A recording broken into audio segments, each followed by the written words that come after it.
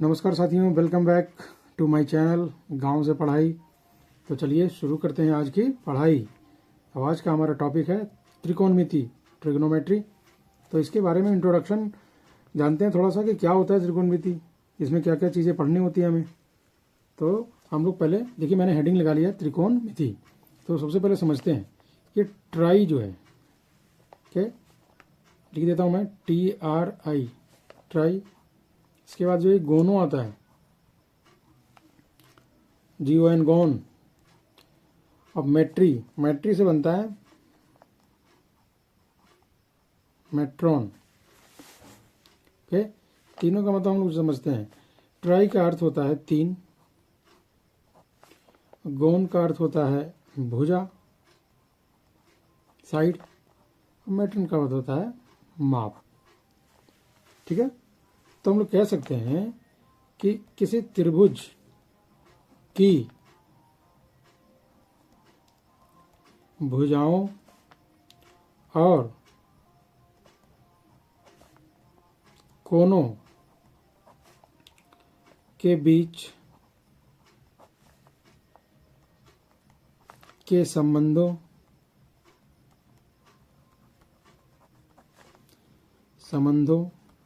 के अध्ययन को ही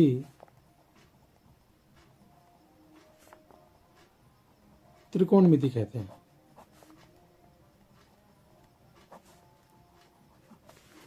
तो हम लोग समझ गए, ये ट्राइगोनोमेट्री का अर्थ हो गया, ये ट्राई से तीन बना, गौन से बना भुजा और मेट्रॉन से बना माप। यानी त्रिभुज की भुजाओं और कोनों के बीच के संबंध के अध्ययन को ही हम लोग क्या कहते हैं, त्रिकोणमिति कहते हैं। ठीक है, अब इसमें हम लोग को समझना है कि त्रिकोणमिति का प्राचीन काल में, इतिहास में इसका क्या क्या उपयोग रहा होगा ना। तो त्रिकोणमिति का बहुत ही ज़्यादा ज़बरदस्त इस्तेमाल रहा है। त्रिकोणमिति में हम लोग जैसे प्राचीन इतिहास में चलें तो मिस्र का पिरामिड, आप लोगों ने नाम सुना है, मिस्र, यूनान। मिस्र का जो पिरामिड बना हुआ है, वो जो इस तरह का स्ट्रक्चर जो हम लोग पिरामिड का देखते हैं पूरा तरह से, है ना, वो 3 डायमेंशनल टाइप का जो फिगर है पिरामिड का, वो पूरा का पूरा वो इसी त्रिकोणमिति पर ही आधारित है। वो बिल्कुल नापा हुआ, हर साइज से बराबर, ये त्रिकोणमिति के आधार पर ही हो सकता है। तो त्रिकोणमिति से और क्या क्या कैसे कर सकते हैं। भूमि सर्वेक्षण, मतलब कि जैसे बाढ़ आ गई कहीं पर और उसके बाद उस भूमि को पता करना है, तो इसके लिए भी हमें क्या है, लंबाई, चौड़ाई, ऊंचाई, सब निकालने के लिए हमारे ये त्रिकोणमिति ही काम आती है। खगोल विज्ञान, एस्ट्रोनॉमी, इसमें काम आता है हमारा, एस्ट्रोलॉजी में। उसके बाद बोलते हैं हमें पिरामिड के निर्माण में, मैं बता ही चुका हूँ, ऊंचाई और दूरी, ये सारे के सारे नापने के लिए हमें त्रिकोणमिति का ही सहारा लेना पड़ता है। और इसमें आगे चलिए हम लोग समझते हैं आगे कि त्रिकोणमिति में कुछ अनुपात होते हैं। त्रिकोणमिति के अनुपात, तो मुख्यतः इसके 6 अनुपात हैं। याद रखेंगे तो ज़्यादा अच्छा रहेगा। 6 अनुपात, पहला मैं लिखता हूँ साइन, इसका एंगल लगा दिया, इसको बोलते हैं थीटा।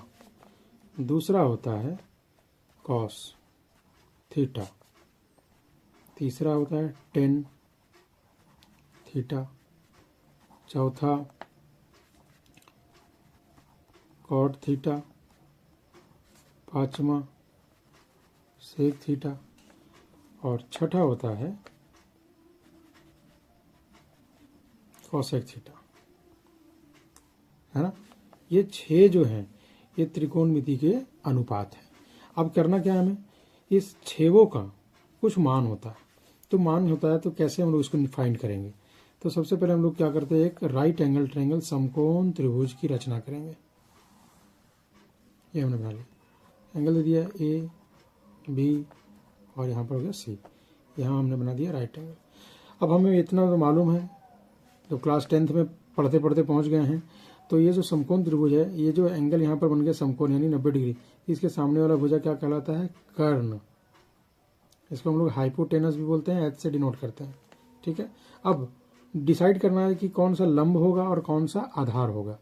तो इसके लिए होता है एंगल का प्लेसमेंट। अगर आपने एंगल यहाँ ले लिया, अगर सी, मान के चलिए आप सी पे खड़े हो गए, तो सी पर खड़े होने के बाद आपको भुजा कौन सा दिखाई दे रहा है, ये वाला। तो सामने ये दिखाई दे रहा है आपको, यहाँ पर आप खड़े हो तो ये वाला बन जाता है लंब, इसको हम लोग बोलते हैं परपेंडिकुलर। और यहाँ पर जो खड़े हो जिस एंगल से, उस एंगल से लगा हुआ जो ये जो नीचे वाला जो बेस है, जो भुजा है, ये बन जाता है आधार, इसको हम लोग बोलते हैं बेस बी। ठीक है, इतना। तो अब चलिए एक एक करके इस अनुपात का मान समझते हैं हम लोग। तो सबसे पहला लेते हैं हम लोग साइन थीटा। साइन थीटा, तो साइन थीटा का जो वैल्यू होता है आप लोग को याद रखना है, वो होता है लंब बटा कर्ण। क्या होता है, लंब बटा कर्ण। तो लंब क्या है यहाँ पर, पी, और कर्ण होता है एच, यानी पी बाय एच। ठीक है, सेकेंड चलते हैं, कॉस थीटा, आधार बटा कर्ण, आधार बटा कर्ण यानी बी बाय एच। तीसरा लेके चलते हैं हम लोग टेन थीटा। टेन थीटा हो गया लंब बटा आधार। ओके, तो यहाँ पी बटा बी। इस तरह से हम लोग आराम से फाइंड कर लेंगे, पी बटा बी। अब इसी तरह से हम लोग देखें चौथा जो होता है कॉट थीटा। कॉट थीटा, देखिए कॉट थीटा, अब अगर आपको ये तीन साइन थीटा, कॉस थीटा और टेन थीटा, ये तीनों अगर याद हो गए तो आपको बाकी तीन बिल्कुल भी याद करने में परेशानी नहीं होगी, क्योंकि हमारा बड़े आसानी से ये बन जाता है कि इसमें कॉट जो होता है वो टेन का ही उल्टा होता है, इसका उल्टा होता है सीधा। यानी टेन थीटा का है लंब बटा आधार, तो इसका हो जाएगा आधार बटा लंब, यानी बी बाय पी। ठीक है, और पांचवा चले, पांचवा ले लेते हैं सेक थीटा। सेक थीटा, सेक जो होता है कॉस का उल्टा होता है, ये कॉस का उल्टा। हाँ, कॉस क्या है, आधार बटा कर्ण, तो इसका हो जाएगा कर्ण बटा आधार, यानी एच बाय बी। और छठा हो गया कॉसेक थीटा। कॉसेक थीटा, अब कॉसेक जो उल्टा था वो साइन का होता है, सिंपल। तो साइन का क्या होता है, लंब बटा कर्ण, तो इसका हो जाएगा कर्ण बटा लंब, यानी एच बटा पी। इस तरह से हम लोग इसका 6 वैल्यू याद रखेंगे कि साइन थीटा का आपका होता है लंब बटा कर्ण, कॉस थीटा का होता है आधार बटा कर्ण, टेन थीटा का होता है लंब बटा आधार, और कॉट थीटा का आधार बटा लंब, सेक थीटा का कर्ण बटा आधार, और कॉसेक थीटा का कर्ण बटा लंब।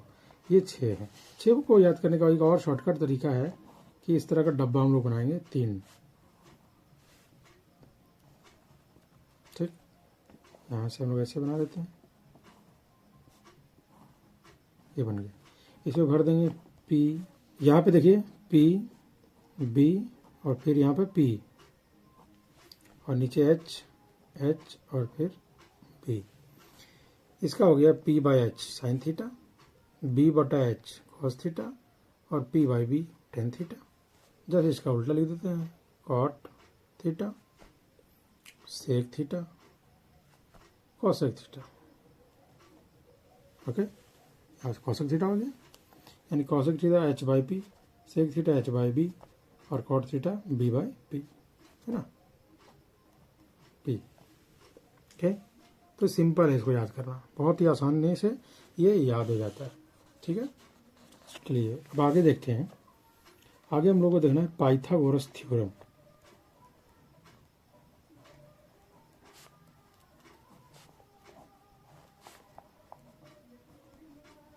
पाइथागोरस, देखिए पाइथागोरस थ्योरम के लिए मैंने क्या किया, एक राइट एंगल ट्रायंगल बना लिया।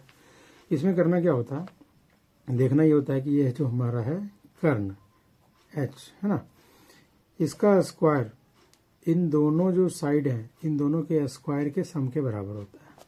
कैसे, देखिए इसको लिखते हैं H square equal to P square plus B square.